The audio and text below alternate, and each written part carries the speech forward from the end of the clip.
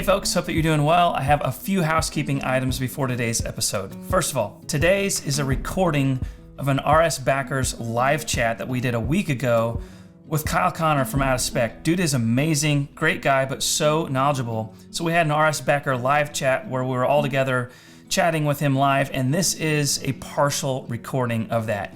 If you want to see the full recording, head on over to rivianstories.com and become a backer. If you want to be a part of future recordings like this, become a backer. Secondly, in case you haven't caught it, many of you have requested that we release these podcast episodes as a proper podcast, like on Apple Podcasts or Google Podcasts or Amazon or Spotify, all those things. As of now, go and search for Rivian Stories on your podcast player, and you should see probably two. Subscribe to the most recent one with the icon that you see all the time here on YouTube. We're glad that now you'll be able to listen to these podcasts inside your actual Rivian and more, so check that out. And then third, a little bit about what's coming ahead. And I'll start by saying congrats to Jimmy and Nikki for taking delivery of the R1T. Rivian was kind enough to help Skyler and I, along with Jimmy and Nikki's guide Sarah, get out to surprise them for the delivery. It was a blast. Thank you, Rivian. Tune in because towards the end of this week, we'll have the surprise video. And then sometime probably next week or the week after, we're planning on a video that's kind of like everything you need to know about Rivian delivery. So there's a lot of good stuff coming. Please like and subscribe. It helps us out a ton. But with that said, here is a portion, it's actually about an hour, of our live chat with Kyle Connor of Out of Spec Reviews. So Kyle, I'll jump into this because we know we're all want to respect your time, but we are so appreciative of you not only being here with us tonight, which is just a huge honor, but everything you've done for the Rivian community the past few weeks has been huge as far as all the in-depth and just interacting with the community. We all really appreciate it. And as I kind of told you before, we're all pre-order holders or true fans. And so you've just been a great help to us. I think there's a bunch of questions below, and I'll pull an audible and just start off. At one point you mentioned that this was the first time that you kind of have interacted with the fan base of a community, of a brand. And did you enjoy that? Are you going to do that more? And then what do you think of the Rivian community so far?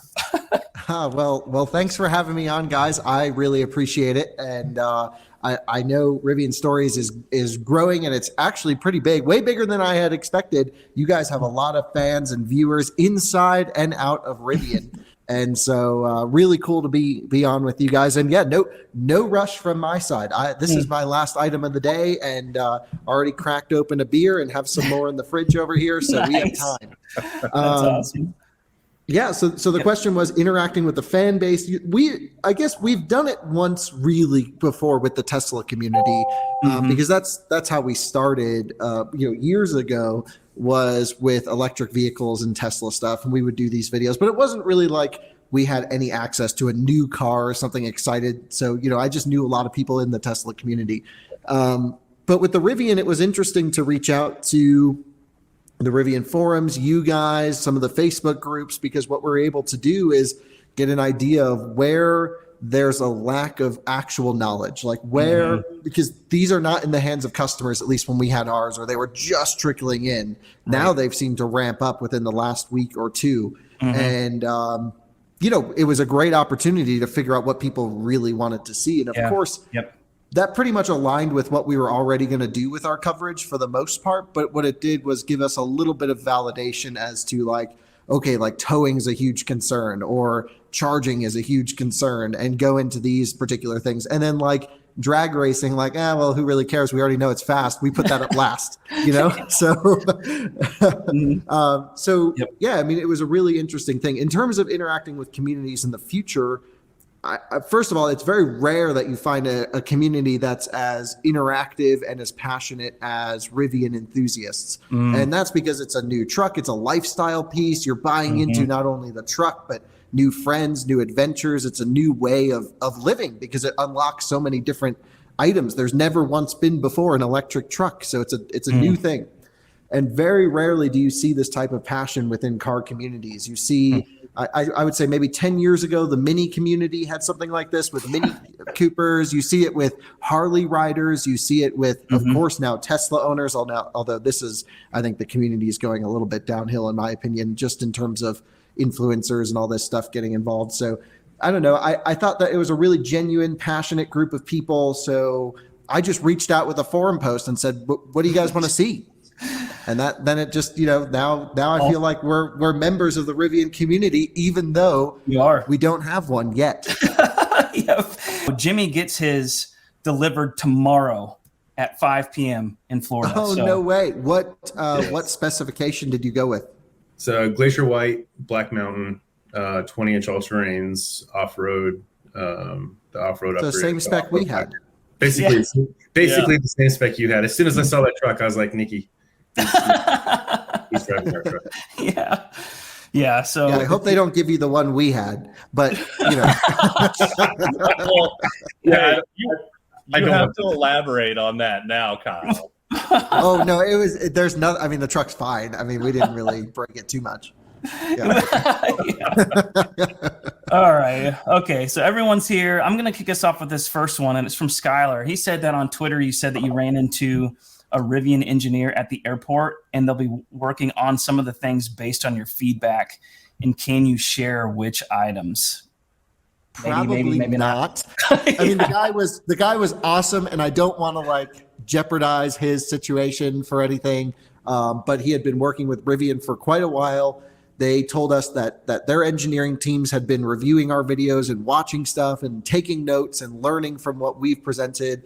And yeah, I mean, I think part of it was a lot of the things that we commented that we are not so into are already being worked on.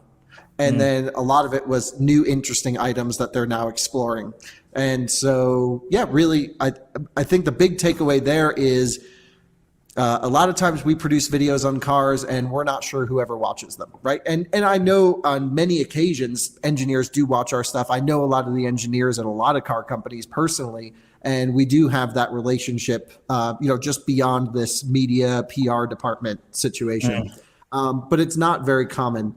And here, at least, it's nice to know that the guys are watching our stuff and taking note as to what we're saying. And I think it just instills confidence in the truck and through updates to come. Yep. Awesome. So this is from Teacher Man. He's a longtime supporter. Thanks, Teacher Man. So you have a ton of experience with vehicles of all types. After watching your videos, your reaction just kept getting stronger. What are the biggest experiences that pushed you into becoming a passionate fan of this vehicle? Yeah, well, a lot of it was shot out of sync, so keep that in mind. Some of the early stuff went up later. Okay, there we go. That's true. But certainly very impressed with the vehicle. I think what keeps coming back to me is the hardware is all there. The vehicle's got all the stuff you could need. It's got all the power in the world. It's got all the build quality. It's got all the solidity, the little bits when you close the door, it's a nice thunk. It just even other things like if it's cold outside, the inside of the door stays warm. Things that can't be software updated, all there, all good, really not many major concerns. Like in terms of body lines, I thought our truck was really well, but the hood seemed to be a little bit misaligned. And so, after looking at some other trucks since then, production ones, I saw another truck that was misaligned a little bit the other way, but who cares about this? This is just little switches and screws.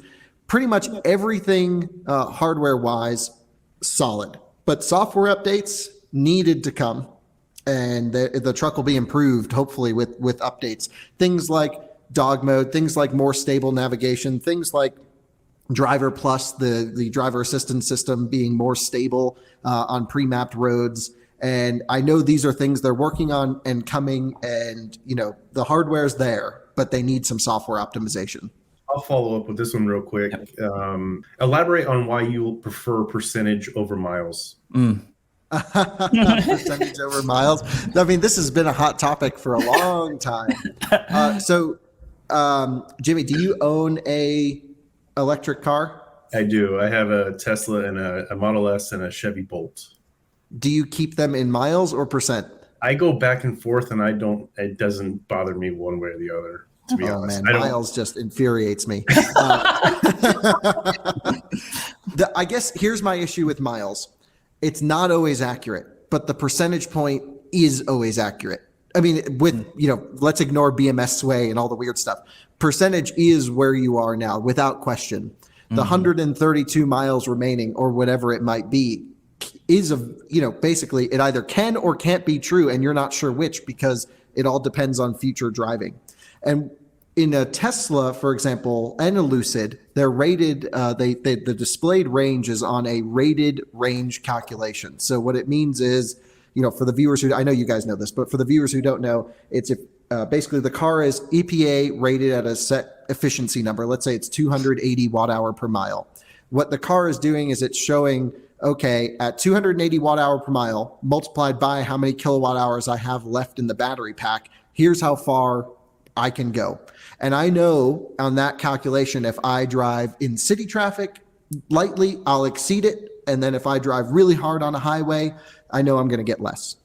In the Rivian, it's a guessometer calculation, how I refer to it, and a lot of other reviewers refer to it. And what that means is it's taking in weather, trip, driving style, drive mode, all of these different variables, and then spitting out a number that it thinks you'll go. And honestly, it's pretty accurate in the Rivian as long as you drive normally. It's really good.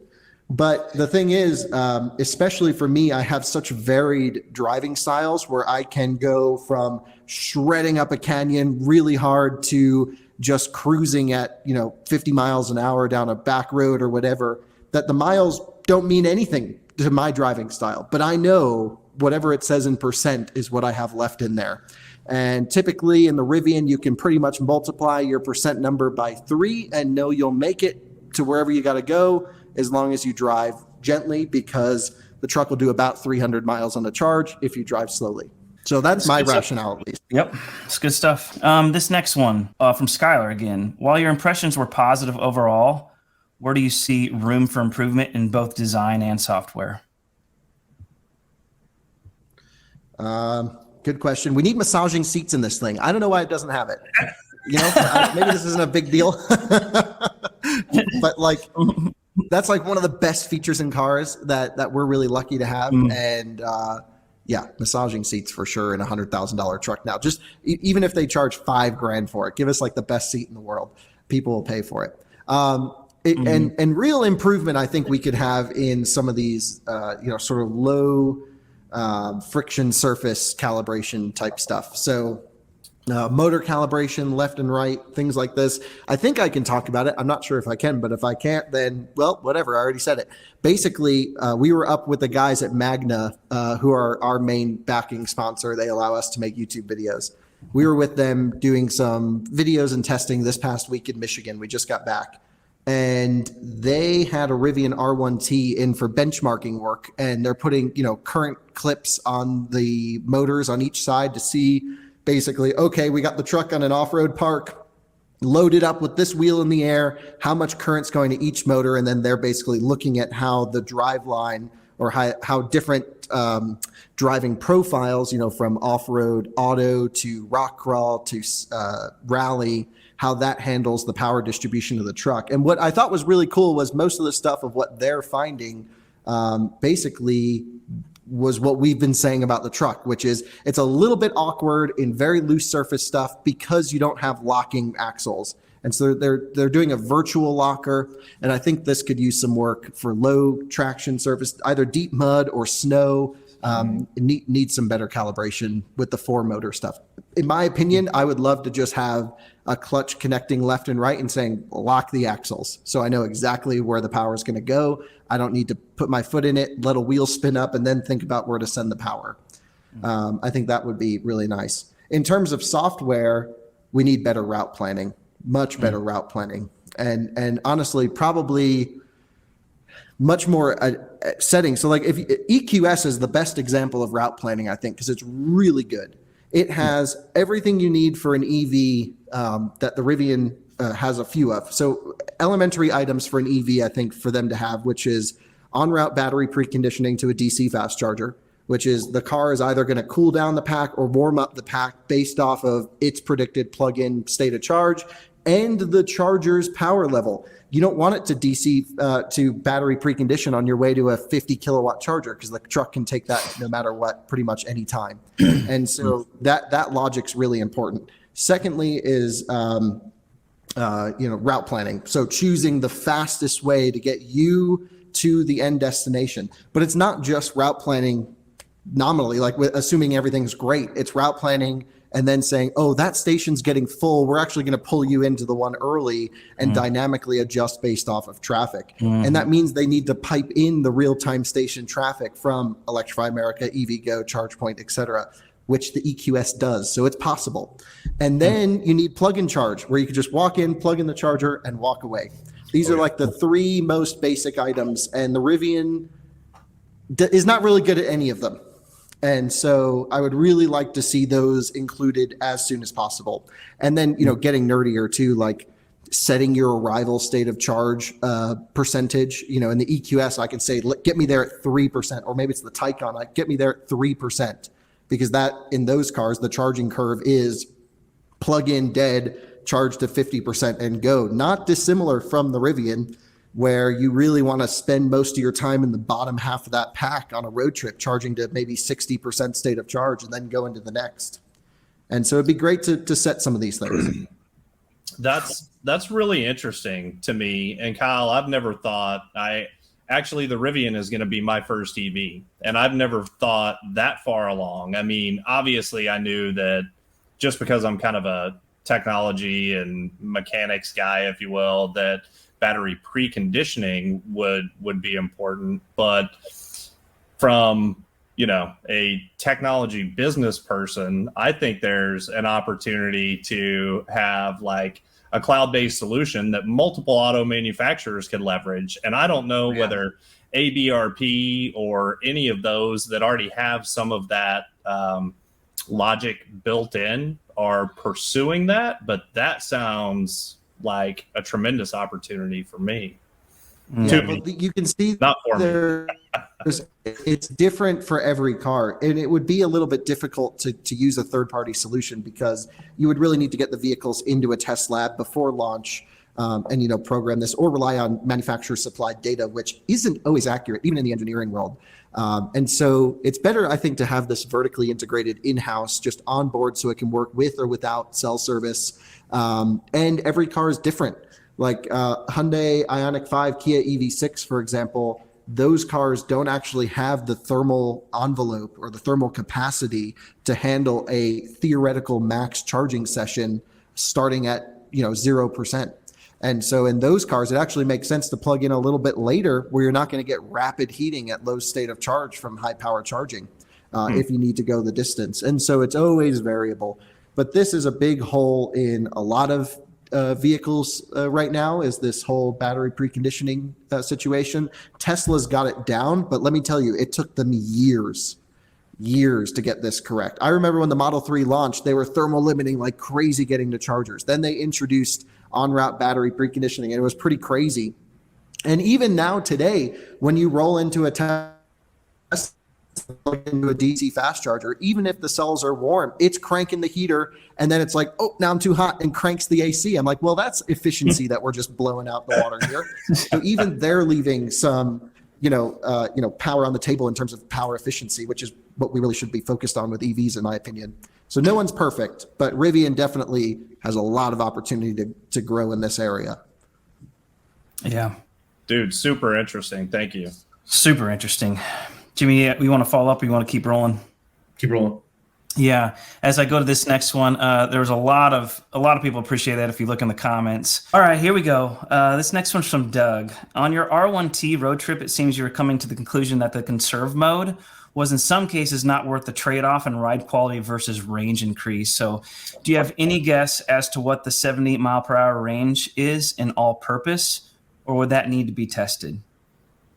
Yeah, well, I tried to do a test where I put it in every different drive mode configuration, tonneau, open, closed, all at 70 miles an hour. The problem is we only had the truck for a week. And so I was like, I was starting this test. It was like 10 o'clock at night. And I'm like, okay, this is going to take me through the night. But then the problem was just did a too short of a loop, and everything was coming back with the exact same results. And even in the real world, this truck in conserve mode versus all-purpose isn't that big of a difference. And I've heard there's some talk about this clutch disconnect on the rear axle going around. I'm not convinced. I definitely didn't feel it doing its thing. It would make sense because in one of our early videos, a snow video, I nailed it, floored it on a snowy road, and it didn't blend any rear power in, which I thought was odd tuning. This is before I knew it had a disconnect. And, I think I even commented in these videos, like they should put a disconnect in here because they're permanent magnet motors. If you have a permanent magnet motor and you're trying to basically have no power to it, you do need to put some smoothing power in there so that the motor's not just bucking at you and creating backwards friction. Like they will have inherent losses if you don't disconnect a permanent magnet motor. And it's possible they have it, but I didn't feel it connecting or disconnecting at all throughout my drive. Yeah, so I actually had a conversation with a high-ranking engineer at Fully Charged Live a little bit over 2 years ago, and it is absolutely a mechanical disconnect that's in the gearbox. Yeah, so it would have to be motors. Yeah, and that makes sense. That's great that they have that because they should, and it totally makes sense as to why in conserve mode it wasn't blending any sort of power or regen from the rear axle. You even noticed in those videos I was saying like, well, all the regen's coming from the front here because this feels weird. Didn't know that they had a disconnect at the time. Makes sense. Think it's the right move for them, and never even felt it because under partial load, I went all-purpose conserve a couple times, and their reconnect strategy was really smooth because I was just like, oh, motors are on. I didn't even feel a ka-chunk or anything like that, which you can feel it in Ioniq 5 and EV6, which is the only other mass production car with a disconnect. Yeah. No, and he said they actually put a lot of thought into how to be able to reconnect it quickly. So pretty interesting. Basically what you need to do is you need to rev match the motors. So you spin the motors real quick to match input-output shaft, and then they connect. But of course there's a clutch there because under weird driving scenarios, your speeds might be a little different. So in theory, it's a wear component, but not very heavily, and probably won't ever wear out, in these cars, I don't think. I do worry about the Ioniq 5 EV6 though, because sometimes it takes a second for that front motor to rev match and has this very odd lagging period. But I don't think in the Rivian, you're going to be going conserve and all purpose that often down the road. Yes. Yep. Totally agree. So when it comes to configuring an R1T or S, we as in like around Rivian stories, get more questions about what wheel and tire options and selections than anything else, especially this goes back a while. So I know that you mentioned you'd spec 20-inch ATs for the T. What would you spec for the S? And can you tell us more about your friend Drew and what your ideal wheel or tire setup would be, even if it is having two sets? I know there's a ton in there. Sorry. Go however you want to answer it, you can. Yeah. So let's start, I think, more broadly, which is, are wheels really going to impact your ownership experience? And the answer is not really. I mean, not a huge deal. Wheels will have an effect on full charge range, but I think I drive more than the average person, where like if I had the 22s or the Aero wheels or whatever, the all-terrains that we had, I don't think like it wouldn't impact the use of my truck. It's not the difference between I'm making it or not making it to a charging station. So I would say people definitely overthink these items, not just for Rivian, but for all cars. Oh my goodness, like I'm going to go and choose this tire and this, like, am I going to make it to my house? Like, it's not that big of a difference. A lot more of it comes down to driving style, but it does have an impact on range, of course. But then again, like how often are you going to be driving, 303 miles versus 297 miles? I don't know, like just slow down 3 miles an hour and you can make it with the less efficient wheels. So thank you. I think it's a little bit, just generally, a little bit blown out of proportion. What wheels would I choose? Well, I saw the Magna truck they were benchmarking was beautiful. It was a launch green on black 22-inch sport wheels, R1T, and I was like, wow, that's hot. And so I really actually, and my colleagues totally disagree with me. I think I like the truck on the big wheels. I think it looks awesome. And then I would get a set of like super aggressive beadlock off-road, something crazy, just swap them on and off. And we're definitely in a lucky world where I have a lift downstairs where I can swap wheels and tires in 2 seconds. And, it doesn't take much effort or time. And so multiple sets, I think, is the answer for me. I think the all-terrains were very mind-blowing in their noise, their grip, their ability to handle really well, and sort of tire response. You could tell it was a 34-inch tire and a 20-inch wheel or whatever it was. So it's not as sharp as I imagined the sport wheels would be. I think on R1S, big wheels without question. Like for me, I think if that's like your daily driver, just go go baller style there. But I think generally the wheels don't really impact once you get used to whatever you have on the truck, you'll be fine, I think. And we were out there on the 22s with the Magna truck. Like they were in deep mud with this thing. I can't really show you any pictures, maybe one day, but like it was still doing kind of fine. We saw, I forget who it was, but like 22s on some trails that got a little bit gnarly, and I was like waiting for something bad to happen the whole time, but they got through it. But it's just been a long wheel, and it's a truck, and so tear it up. In my opinion, everything can be fixed. So Nikki says that's it. Schultz is getting the 22s. Oh yeah, he is. He was already, Nikki. He was already. So I was originally, so I have the S, and it's in that L cap, which is the dark gray, which is super sleek. And then if you put bright 22s, it's like so darn classy and like such a great combo just from aesthetics. And we've actually said that, like, beyond function, it's not a ton, but like you get what you think looks great. I mean, and you'll be fine. Honestly, for the most part, so things I've learned being around cars and owners and seeing people out on trails, like 99.9% of the time, people will spec the most aggressive tire and go off-road one day a year. And then, their version of off-road isn't even that crazy. Right. And so like you're usually just fine on the big wheels for most people. And now out here in Colorado, it's a little different. People actually wheel out here, and we have some pretty gnarly trails. And so, like I mentioned, I'm definitely going to get a Rivian, probably R1T as soon as possible. I think if I had to choose one selection, it would probably be the 20s for that truck, just because of their all-around capability. But thankfully, we're not locked into just one set. So I think I'd go, daily set, and then off-road, beat it up, scratch it against stuff. Who cares? Yep. And have you talked to Drew over at Martian about R1T wheel stuff? Yeah, so Drew is like my best friend. He lives, we're together all the time. And so he drove this truck around a little bit and fell in love with it. He obviously was in some of the videos with us and the drag racing stuff, getting beaten by the Rivian. And so, Drew, what's interesting about Drew is he doesn't come from an off-road background. He comes from a rally background. And so he's into high strength, just absolutely jumping cars, beating the crap out of them. And he started this Martian Wheels company, honestly, from the ground up. Mad respect to him for making the lightest weight, strongest wheel, while also factoring in cost for Tesla vehicles. And I've had multiple of his wheels on my personal vehicle, and they've honestly taken a beating without even coming out of shape at all, where I've dented and bent at least 5 or 6 different factory wheels on Teslas. And so I was like, Drew, it's time. You got to get into the off-road business. And he said, 100% agree. He took some measurements on the R1T that we had. So he has all the measurements he needs, and now starts the design prototyping phase. I'm not sure how quickly it's going to happen.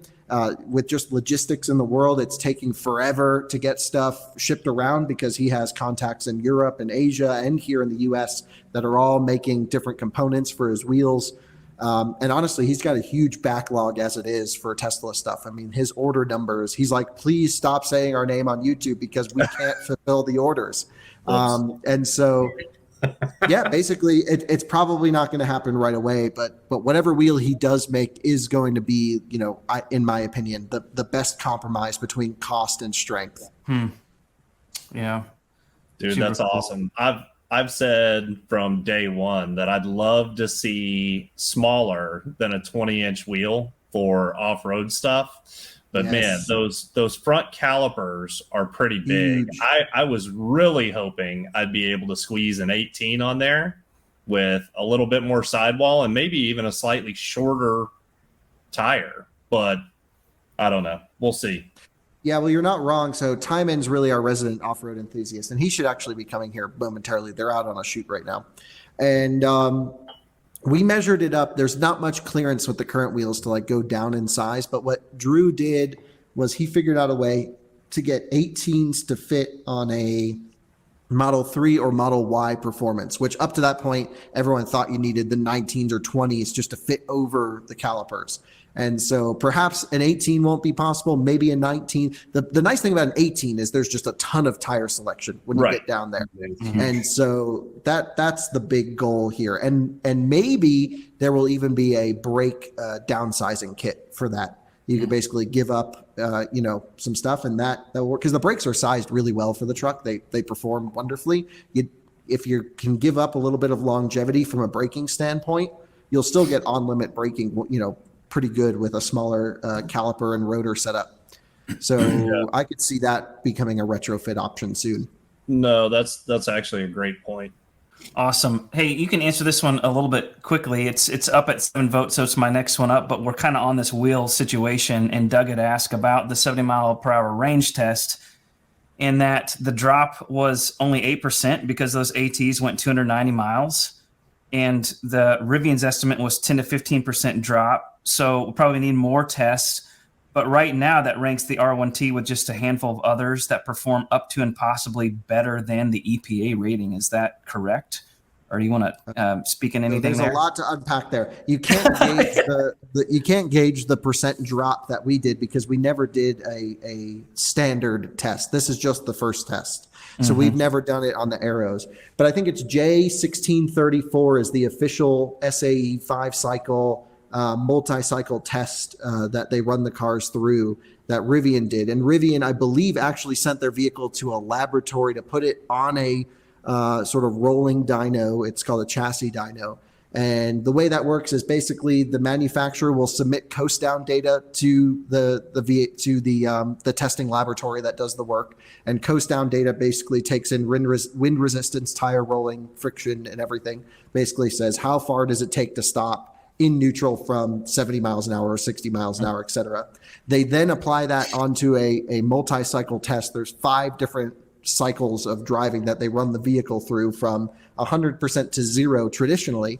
And then, basically they spit out a number at the end. But I think the new updated for 2021, I'm not sure what the Rivian went through, now only shows that you have to bring the vehicle down to 50%, and then they use an off-board battery drainer to drain the battery all the way down to measure its full total capacity.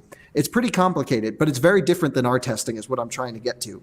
Is our testing is a little bit more real world, a little bit more variance is allowed. Don't get me wrong, in the EPA testing as well, there's a lot of variance and there's a lot of like testing laboratory procedure stuff that isn't done properly. And so what we see are cars that are misrated out on the roads. And those tend to we see these big deviations from what we're finding. And so range testing, it's a little bit like the Wild West right now. There's different tests you can run your cars through. There's different laboratories. There's different certifications. There's it's no one has a standard really truly yet. And, we're going to have a whole video out on this soon, talking with test engineers in laboratories that we're working on at the moment. And so last night I've been reading the J1634 updated in 2021 SAE basically guide on official range testing recommendations. And there's so much room for fibbing. It's not even funny how variable this stuff can be. So when you look at our test data, you can't say it's 10% less than what Rivian got because they ran a multi-cycle test.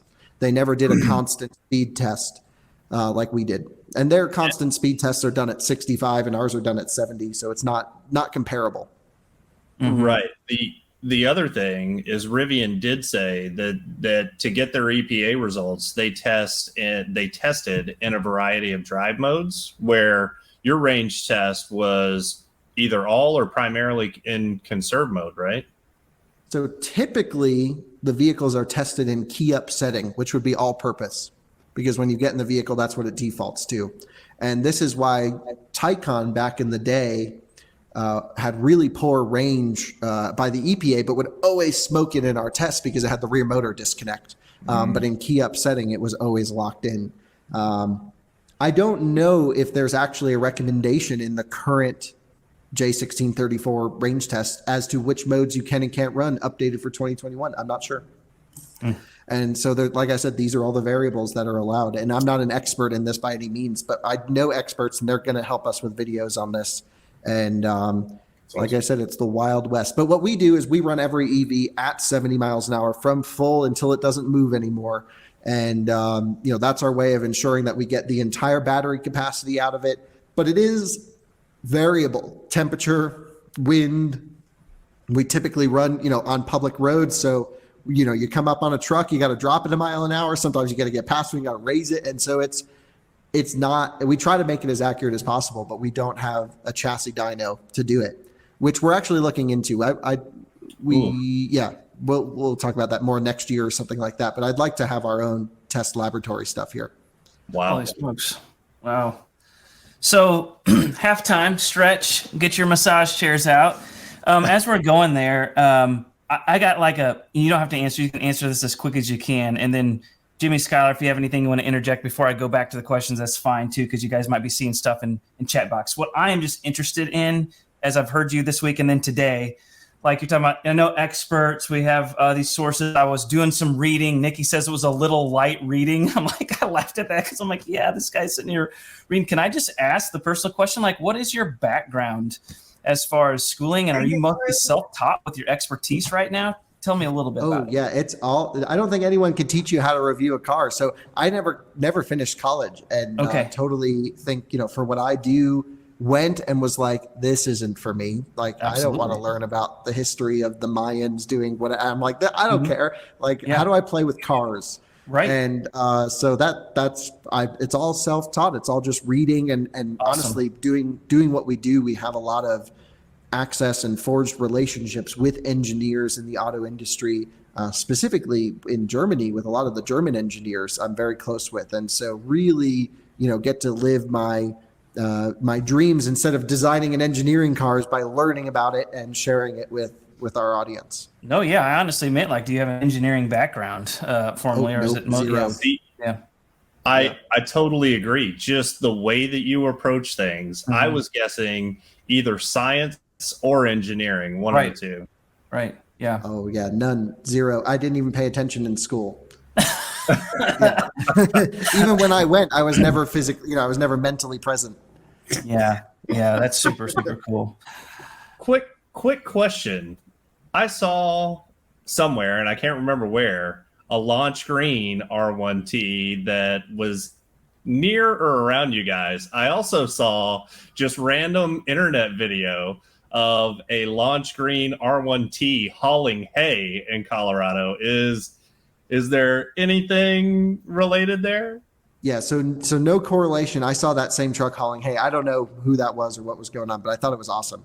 But the launch green here in town is our new friend Will, who's a viewer, and I think he also is part of your Rivian Stories network. Awesome. Perhaps, I don't know. He at least was familiar with what you're doing. And he was the first one to get a truck here in town. He shot us an email. He's like, hey, I just got mine. Like, what are you doing today? I'm like, well, just bring it by. And then we brought him out to the runway. We were drag racing it. Then we all got dinner, and he's buying a ranch. He's like the coolest guy ever. And he's like, yeah, use our truck for whatever you need. I'm like, great. That's what we need in town. That's cool. So great guy. And that's the thing. Because we are, truly everyone on my team is really passionate about cars. We get to meet our viewers out and about, and we see a lot, every day we're talking to people that come up to us, or we're talking about cars, and we really do get a lot of forged relationships, a lot of friends, because we're all just car nerds. Mm-hmm. Super cool. All right. So from Bruce, lack of heat pump and lack of battery preconditioning have been brought up frequently on the forums about these first R1 vehicles, first gen. So we know that the heat pump is being added in 2024, but what is your opinion on how important these features are for everyday use? And does it depend on where you live and drive? Yeah, well, battery preconditioning is massively important because everyone, no matter where you live, will experience a really hot or really cold day, pretty much in the U.S. And so we live in an area of temperature extremes. It's not like we're in the UK where it's 55 degrees everywhere every day. And so we need battery preconditioning. It should just be standard. Also, just for charging station throughput, the charging station companies, they need to get people in to charge. The shorter amount of time you're there charging, the more customers they can serve. Profitably is another question. The answer is no right now. And what was the other thing that he was curious about? There was one more. Let me look here. The heat pump. Oh, heat pump. Not that big of a deal. I mean, on such a big battery pack like that, it becomes less of a deal. And if it is to you, just buy your truck today, sell it when your heat pump one comes in, and you're not going to lose anything. Yep. Good deal. You'll get an extra 3 miles of range or something very insignificant. I mean, it might be closer to 3%. So it's not insignificant as I'm making it, but basically not that big of a deal. Once it's warm and you get a resistive heat or hot, it's warm. Yeah. Well, I will tell you what, though. I think Rivian heard so much from the community because Tesla moved to heat pumps that they actually said, okay, we're going to do it. And yeah, I don't think it's a big deal on a relatively inefficient vehicle with such a big battery pack. But, I think they're kind of playing to the market a little bit. Of course, they're just trying to shut people up, right? They want to conquer every single step of the way. And I'm not sure if this is their reasoning. It would be mine. It would just get annoying to be Rivian. You built this amazing truck, and one thing you keep hearing is a heat pump, and it honestly isn't that hard to put a heat pump in a vehicle. So they're like, "I'll just throw the damn thing in." Interesting. Yep. Absolutely. Right, but I mean, you got the heat pumps in Teslas that are failing. This whole past hopefully year. they don't use the same component. We've also heard of PTC heaters failing in Teslas from early days as well. And so, and any component will fail. Tesla stuff, not very well integrated. Totally agree. Big issues in extreme cold climates. And, even, we don't need to get too into the Tesla stuff, but they should have done some cold weather testing on that unit and seen some of the potential flaws that could have come up. I'm sure Rivian will take notice. They'll adapt their system and it will be a non-issue. But maybe it'll have a totally separate issue. We just don't know. But either way, it's not like heat pump technology is new or that, complicated to make happen. Right. Skyler, do you want to chase 800 volt, what Bryce is saying over there? Well, so, you know what? He's absolutely correct. Yep. They should shut us up with 800 volt. But the thing is, they've already told us that they're going to shut us up with 800 volt. So the dual motor variants of the Rivian are going to be on a native 800 volt architecture, not just 800 volt charging where you have a switch and kind of split the pack and do all the things. But the future next generation of quad motor variant is going to be on 800 volt as well. So they're already in process of addressing it, right? Yep. And what I've heard, what I understand is that, and this could be wrong, but it is something that I've heard, but the current generation of R1 vehicles do not have that switch and split pack, from what I understand. That's what they told me. That's what the PR comms people that I work with mostly told me when I asked them. But again, they're not as deep technical as we tend to get. So it's possible. I mean, until someone tears open the pack, we don't really know, right? My guess is it probably doesn't have it in there because it's not like it's that crazy hard technology to make happen. The hardest thing with the 400 to 800 volt switch is then also running your 400 volt system components while charging at 800 because you need to have basically a DC to DC booster, but actually a reduction to run your AC compressor, to run your pumps that are all 400 volt, let's just say, but your battery pack's an 800 volt state. And the only reason to do the 400 to 800 volt switch is just so you don't have to run the rest of your components in the truck at 800 volts, which saves money because 400 volt components, well, they're really 600 volt rated components are cheaper than 1000 volt rated components in a vehicle. And back when Rivian was designing this battery pack, back at the fully charged event, I was talking to some of the battery engineers a couple of years ago. about this exact topic, and they basically were just like, yeah, it's cost. Like, we'd have to engineer a lot of stuff. We couldn't buy off the shelf components. Just 2 years ago, there were no really off the shelf available 1,000 volt capable, AC compressors and all of these things that have to run. And even today, it's a little bit more difficult. Like, Porsche took the most expensive route. Hyundai, Kia, Genesis with eGMP took the most expensive route of designing, engineering, and speccing things in-house for their vehicles or through their suppliers for their vehicles. And I think Rivian made the right choice at 400 volts for the time when that vehicle was being engineered. Yep. All I know, Jimmy, is that was a lot of numbers. That was a lot of stuff. Wow. So check it out. Actually, the Kyles were both on the left-hand side of the screen earlier. Now we've got the numbers and the nerd guys over at me. Yeah, that's right. Woo! Come on, Nikki. Well, so one thing we should mention is Bryce, who's been really integral and very helpful in our charging analysis and stuff. And I think we're going to have Bryce come on our Out of Spec podcast at some point soon. Nice. I've already talked to Jordan about it because he gets charging, which is awesome. It's hard to find people who do. But basically, yeah, you're Bryce, the guy in the comments, CGO. Wow. And so that's who we're going to have on. 800 volts basically would allow for faster DC fast charging. The reason is the CCS specification in public use is limited to nerd numbers. Get prepared. 500 amps at whatever the vehicle's pack voltage is. So the higher your pack voltage, you can still run 500 amps because that's its power limitation. Up to, I think, 1,000 volts is the spec. I'm not sure where the cap is or if there is a voltage cap. And so if you can bump up to 800 volts, you can essentially get twice the power you can at 400 volt. So, upwards of serious power. Bryce is being a good sport over there in the comments. Bryce is great. He is great, but yeah, Bryce, he said, I thought I was just annoying. No, you're annoying too, but you're awesome. Yeah. Not Awesome. really. I love Bryce. So have you guys all driven the truck? Yes. Yes. Mm-hmm. What Yeah, are your impressions? I'm just curious. We three got to go up to Normal, Illinois for the inaugural first mile event that took place there at the factory. Oh, And- neat.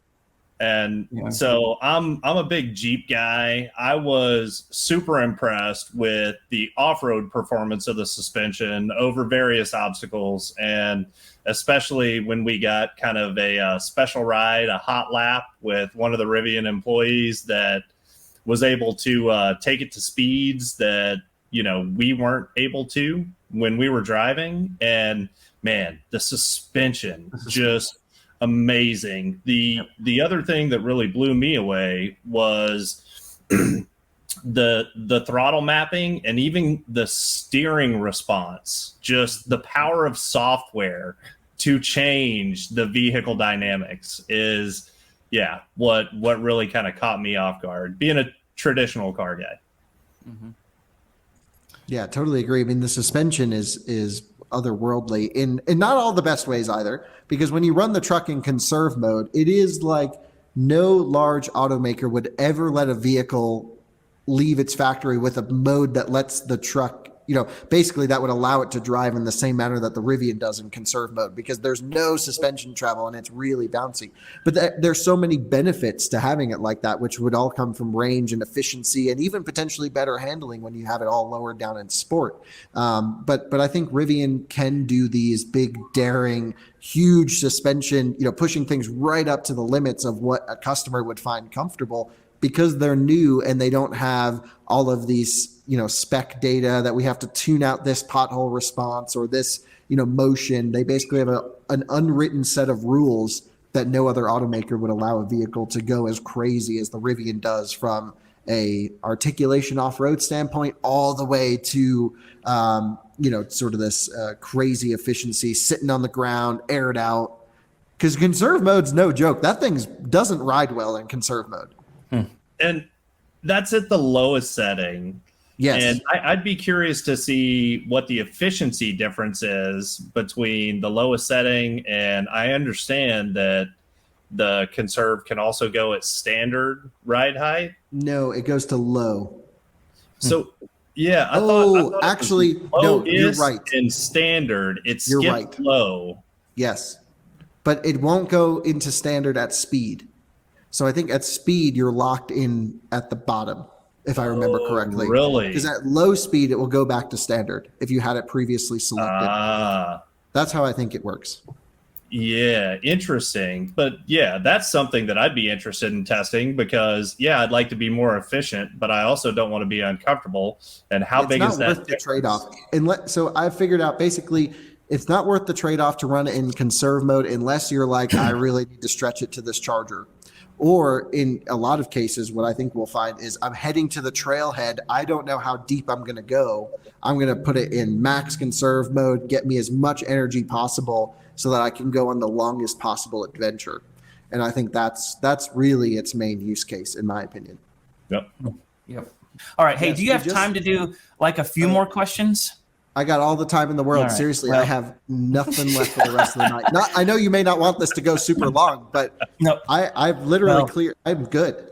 We're planning on an hour. We're right there right now. But if we could do a couple extra, I could. Jimmy, Skyler, are you up for a few minutes extra for? Yeah, sure. Yeah. Hey, I'm not. Like I said, I'm not sleeping tonight. So yeah, that's right. Yeah. So you get your truck. How does that work when you get your truck? Are they bringing it to your house or are you going there to get it? It'll be on a rollback all the way from Atlanta to Jacksonville. Oh. From Atlanta to Jacksonville, Florida. Correct. Wow. Nice. You should have just gone up there and gotten it.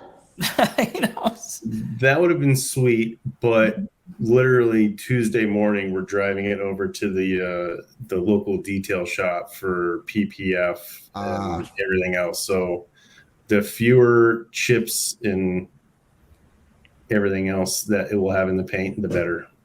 Totally agree. You know, we're buying a few new cars this year, and we've had those conversations as to which ones do we protect and we think we're going to keep, and which ones do we not. And basically, it's if that vehicle rolls for even 3 or 4 miles down the road, you could get pitting, you could get all this stuff. And it's just at that point, it's a lost cause. So it's got to be perfect day one, probably even correct the paint after it comes out of the, out of the wrapper when you get it, and then paint protection it, do that whole process, or you just literally don't care about it for the rest of its life. And these are the only 2 ways you can go. Do you test charging adapters, and have you tried charging the R1T at a Tesla charger?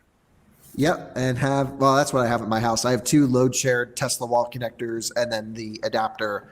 And yeah, it works fine, which is great. Some cars don't play so nice with it. Some do. The Rivian had no issue in the ones I've tried. Yep. But again, AC charging is pretty simple. I mean, that's just like hi, I'm a car, hi, I'm a charger. Give me this much power. I can give you that much, and then go for it. So there's not much to go wrong in AC charging communications. There's still some, and sometimes you have to put the Tesla connector in, wait 3 seconds for some reason, and then plug it into the truck. I don't know. I would caution those who are getting the adapters, though. A lot of them are rated at 40 amps, and the truck has a 48 amp onboard charger. Thankfully, they make it very easy for you to derate your intake power, but make sure you don't, like for short bursts, I'm not officially recommending this. 48 amps, whatever. If you need the juice for 30 minutes and it's cold outside, crank that sucker through. I had to do that a couple times at my house just because the truck was moving, and 8 amps, not a huge difference. Just don't do like a full charge, especially in warm weather. Make sure you spec the truck to go down to the maximum that your adapter allows. Yep. Somebody wants to know what adapter you have or you use. Oh, I think they all just work the same. You just get whatever one you want. Yeah, I mean they're I don't pretty know which simple one devices. Yeah. Yeah, I mean they're all just wires. I mean it's all done. They're all probably not built the best. They're all not built the worst, and they're all pretty just dumb devices. I don't know which one to get. Yep. I have a couple different ones. They all do the same thing. Sweet. I'm interested in this next one by Doug. He says, while none of us have seen, much less driven, an R1S, do you have any expectations for it based on the T? What impact do you think the slightly shorter wheelbase will have? I think you will be able to get out of an R1T and into an R1S and look forwards and feel no difference. Yep. Is my prediction. Yep. I think that there will be a little bit of handling difference, and I think that there could be an improvement just due to the shorter wheelbase and the physics. I mean, especially for kind of harder on-road driving, right? And obviously there's benefits off-road as well with, better breakover angle and all the rest. But I think that you'll be able to feel it on the road. I don't know if you're going to feel it in normal driving for your average consumer. No question that Skyler, you and I could get it out and be like, oh, this is night and day. I just don't know if like my mom would get in it and be like, this is the totally different type of. Yeah. I agree. But definitely for off-roading, you're going to want the R1S because shorter wheelbase. And so everything you mentioned, maneuverability, turning radius, breakover angle, potentially approach and departure, probably not approach, but maybe departure angle would be a little bit better. Departure for sure, yeah. So basically all good stuff with the R1S. And, Alyssa really wants an R1S in our house, and I really want an R1T. And so, we have way too many cars coming this year to get a T and an S at the same time. So what we're thinking is we might get an R1T and then swap it for an R1S down the line. I don't know. We'll see. Yep. Hey, so this next one, can you talk a little bit about battery degradation? And this is Doug again, and he mentioned that your estimate of 11% was impressive and a bit of a surprise. And assuming that Rivian has BMS that's well designed, do you think Rivian owners can expect a similar curve for degradation? It's too early to tell. I mean, it's all down to the cell chemistry. It's how Rivian's managing the heat in the cells. And also there's different degradation strategies. Some automakers will eat into a predetermined buffer to hide degradation. They'll let you just open up the usable pack capacity so that you don't even really notice it. And so it's too early to tell.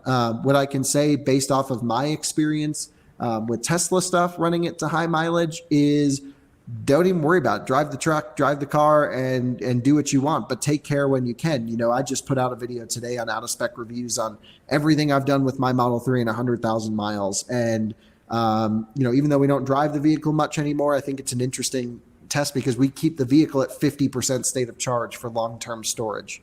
And the batteries don't like to be full. They don't like to be dead. They like to be right in the middle. And I think it's going to be the same for the Rivian. If you stick to a 70% daily charging limit, should be fine. But really, we're talking minuscule differences if you charge to 85% every day versus 70. I wouldn't full charge it every day, though, because it really does limit up top. I would just use that sparingly. Interesting. Yep. So quick fun fact is that based on the Samsung cells that Rivian is using, I think that the gross pack capacity is actually just shy of 145 as opposed to 135. And so that could play in as well.